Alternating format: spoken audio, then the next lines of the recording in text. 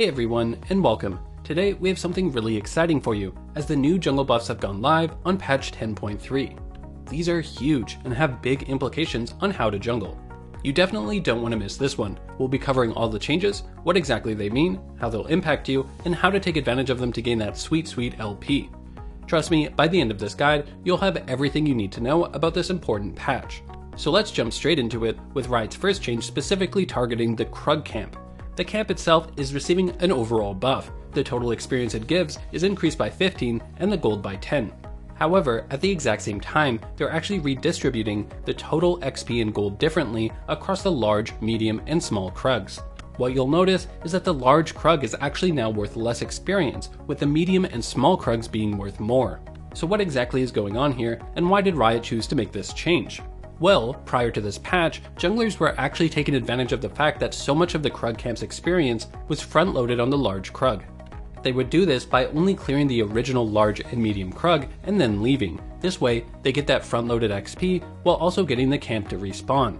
This strategy of only clearing one large and one medium Krug would net you a total of 120 XP out of the possible 210. That's not too bad, almost the equivalent of farming a Raptor or Wolf camp. However, with the redistribution, this strategy is weaker as you'll only get 112 experience out of a possible 235. Essentially, if you're going to kill your Krugs, you're probably going to want to clear the entire camp, small Krugs and all, from now on. Okay, now for the big buffs. Riot has increased the experience all jungle camps give by a flat 10. This is huge and is a straight buff to all camps and junglers. One thing to keep in mind is that this flat 10 XP buff is actually tied to your jungle item's passive, Monster Hunter. What this means is that if you're someone who doesn't have a jungle item, such as a laner, then you won't receive the benefits of these XP buffs when you clear a camp. So sorry for the laners out there, but these are strictly buffs for us junglers. In addition to this, they also buffed XP scaling from monster levels. Higher level camps will now give more experience than before. Most notable is when a jungle camp is above level 5, as it will give 5% more experience than the prior patch. One thing we did notice though was two small nerfs to compensate for these buffs. The first large monster bonus XP was reduced from 165 to 150. And for those of you confused as to what this means, basically the first camp you kill every game will give you bonus experience. This one-time bonus XP was reduced by 15. In addition to this, the red and blue buffs had their experience lowered by 5, from 115 to 110. Now, don't worry, these aren't actually nerfs, since the experience buffs we previously mentioned actually outweigh them. This is simply Riot trying to balance opening jungle routes and make sure that the buffs they give don't have unintended effects on them. However, since it is Riot, we took it upon ourselves to test all the opening routes just to confirm this, and we're happy to say no routes have been impacted. What we were most specifically worried about was a more niche route where you would 3-buff the opponent. Prior to this patch, if you were to start at the enemy's buff, and then take both of your buffs afterwards, you would barely scrape by with enough experience to hit level 3.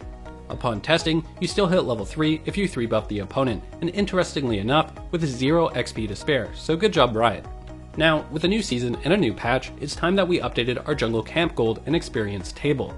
I know, these are a lot of numbers, but trust me, it's not as complicated as it may seem.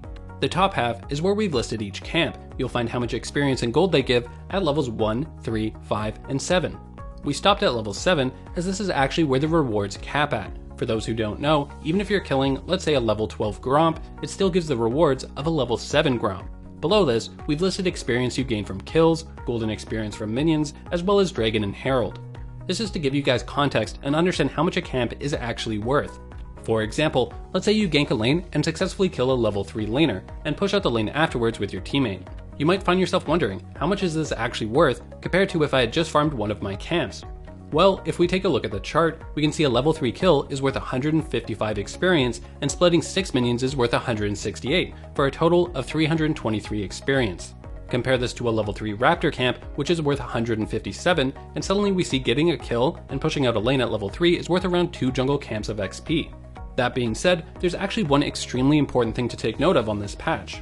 I want you to take a look at the difference in experience between a level 1 and a level 3 camp. For Krugs, it's the difference of only 1 XP, and for Raptors and Wolves, it's only 2. Yes, that's right, there's essentially no difference in rewards between a level 1 and a level 3 jungle camp. Well, that's not entirely true. There's actually one important difference, and that's the fact that level 3 camps are much harder to kill. This has caused a quite strange interaction not a lot of players have caught on to. Level 1 camps are actually worth more than level 3 camps. Remember, level 1 camps give the same rewards as a level 3 camp, but level 3 camps are much tougher to kill, causing you to clear them slower and make less experience and gold relative to the time invested. Essentially, you still want to look for those early ganks as level 3 camps are relatively weak, but once camps hit level 5, suddenly you'll find their XP rewards can jump up by 10, 15, or 20, so clearing them will be a lot more valuable than before. There was also one other change that's been flying under the radar, and that's a nerf to funnel strategies. For those of you who don't know what funnel strategies are, firstly, I'm jealous you've never had to play against them or with them, but it's when you lock in a carry jungle with a support mid laner. The most famous combo being Master Yi jungle with Taric support. Taric will build a support item, and Master Yi then picks up mid lane waves between jungle camps, funneling a ton of golden experience onto him. Before this patch, you would receive 10 less gold from lane minions if more than half of your farm gold is from minions. This effect would then be removed once you completed your jungle item. Now, this is no longer the case. They've increased the debuff from 10 less gold from lane minions to 13. And it's no longer removed upon jungle item completion, and instead is removed at 14 minutes in game. Keep in mind, you only get this minion gold penalty if more than half of your farm gold is from minions. This should not affect the average player, and instead is a specific nerf to funnel strategies. Just be aware though, if you're soaking too many minions in the game due to ganks or covering lanes, this debuff could actually kick in. Okay, so what do all these changes mean? Overall, jungle as a whole got a buff. Let's give you an example. Let's say you were playing an aggressive early game jungler like Lee Sin. On the previous patch, let's say your top lane and your mid lane were level 12, while your bot lane was level 10. On average, you'd find yourself being level 10, the same level as your bot lane. Now with these buffs, you should see yourself on average being level 11, not exactly the same level as solo laners, but higher than your bot lane. That being said, farming junglers definitely receive the biggest benefits from this, as they can make the most use out of the camps being worth more experience. Prior to this patch, in the highest levels of solo queue, you would find aggressive early game junglers being the meta. Lee Sin, Elise, Rek'Sai, and Olaf are a few examples of champions you might find your favorite challenger streamers playing. Since camp XP was so low, you would try to win the early game through ganks. You would essentially boost your XP from the experience you'd gain from kills and soaking minions afterwards. Now, with that no longer being the case, farming junglers have now become much more viable. These are champions like Shyvana, Master Yi, Graves, Kayn, etc. These are now much stronger.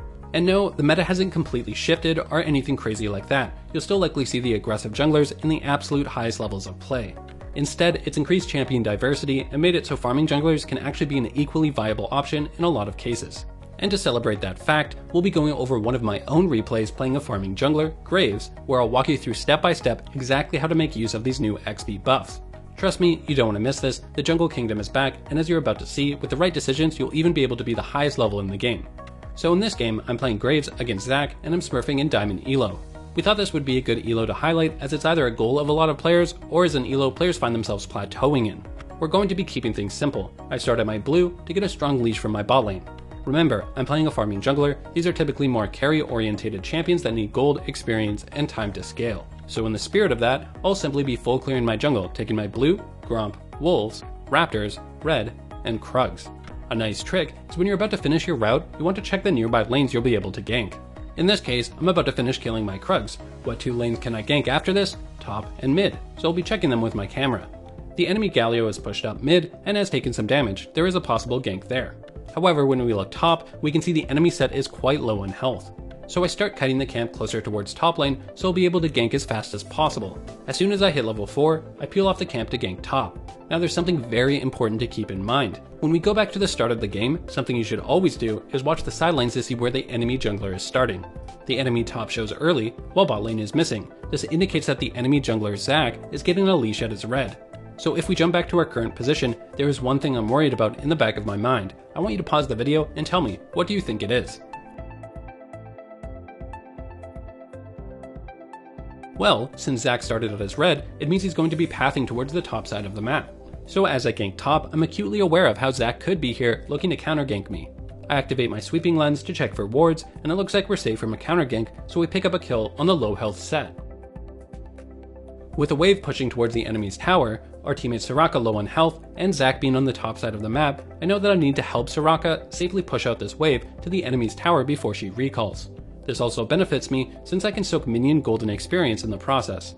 After I do this, notice how I immediately recall. Some of you may be wondering why I'm not going for the nearby top scuttle since it's spawned. On top of this, when we look mid, we can see Galio is low on health and mana along with their Syndra. Well, remember, we know Zac started red and pathed towards the top side of the map. and when we ganked top, we actually revealed ourselves on the minimap to the enemy. Since Zac didn't counter gank us, it likely means he either took the topside scuttle or has already beaten us to the gank mid lane. So my main goal will be to recall and head straight towards the bottom side of the map to try and secure the scuttle before Zac gets there. On top of this, my Gromp, which is the first camp I killed after blue, will be respawning soon. As I head to the bottom side scuttle, I make sure to ping for my teammates to come help, since my bot lane has lane priority. This is due to the fact that Zac may contest me at the scuttle. After I take the scuttle, I quickly check the enemy's raptors. This is a bit high level, but basically a champion like Zac does a lot of AoE damage. When he starts at red, it's highly likely he'll do Krugs and raptors afterwards because of this. So when I'm finished killing scuttle, if we check the time, it's 4 minutes and 40 seconds. The first camp you kill after your buff typically respawns at 4:10, and the second camp usually between 4:30 and 4:40. So since I'm fairly certain Zac opened with red, Krugs, raptors, I know his raptor should have respawned by now. By invading, I'm not only seeing if this camp is up so I can steal it, but also for a bit of scouting information. The camp is alive, so I steal it, using Smite since I want to quickly get out of here as Zac should be arriving at the camp at any second. I then activate the Scryer's Bloom to get more scouting information and deny it from the enemy. As I retreat, take note of the minimap. Nearly all of my camps have respawned except for my Krugs. Remember, I'm playing a farming jungler, so my game plan is definitely to head back into my jungle to full clear. However, I notice the enemy bot lane is really pushed up, damaging the tower. My bot lane isn't in lane though, so I can't gank just yet. I make sure to wait in the river, outside of a possible ward in the brush. Unfortunately, our Nautilus takes a kind of weird delayed path and well, the flash afterwards we can just ignore, and the gank doesn't work out. However, we need to keep two things in mind. First is that my Caitlyn is now half health. Second is that Zac is on the bottom side of the map as he just counter ganked us. If I were to just leave this lane, I'd be leaving my bot lane in a losing position. With Caitlyn low on health, they'd get poked out by Jinx and Senna. If they try to push or go aggressive, then they could possibly be ganked by Zac. So I make sure to stay and help them push out the lane. This way, it gives them a timing window to recall. Immediately after, I spot my Syndra being a beast, 1v2ing the enemy mid and jungle. By responding as fast as I can, I'm able to pick up a free kill on the enemy Zac.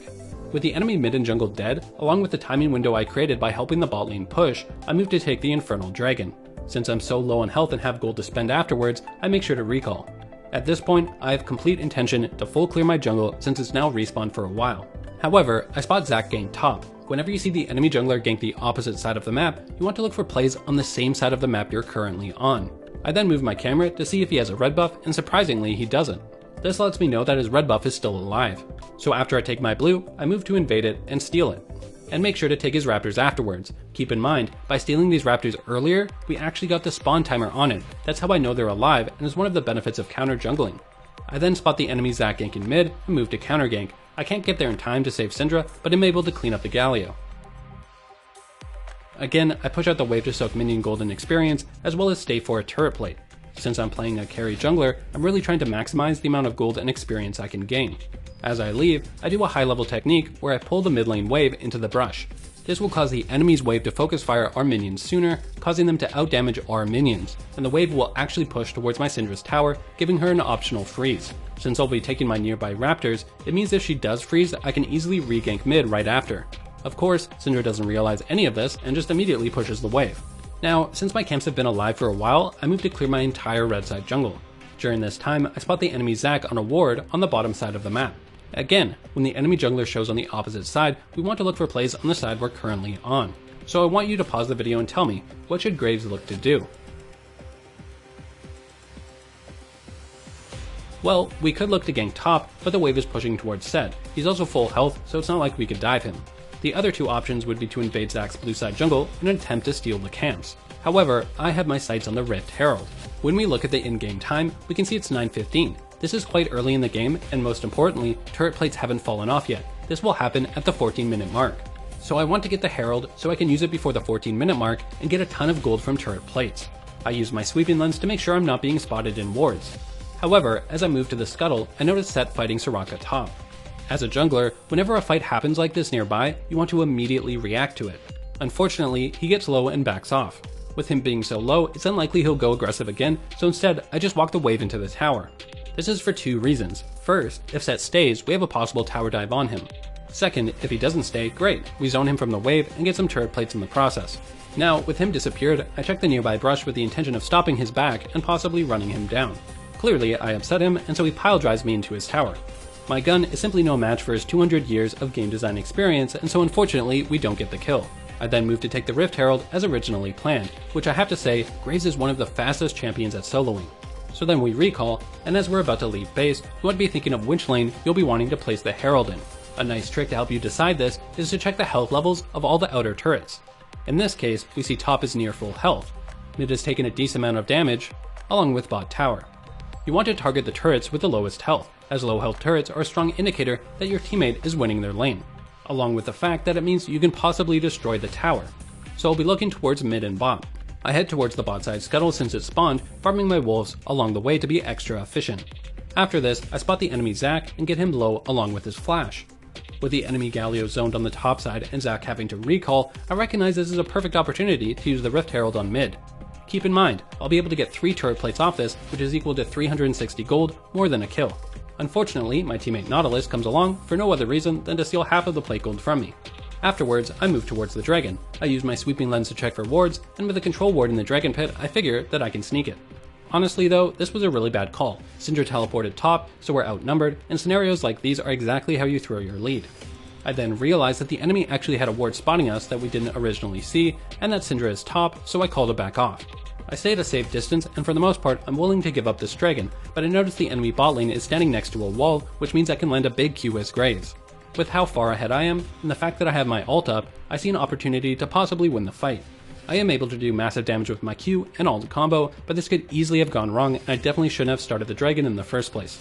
I then move to full clear my jungle since all my camps are alive. After I take my wolves, notice how both mids are topside. As a carry jungler, this is a perfect opportunity to soak lane minions. So I head mid to push the wave and look to finish the turret afterwards. Unfortunately, Zac stops me.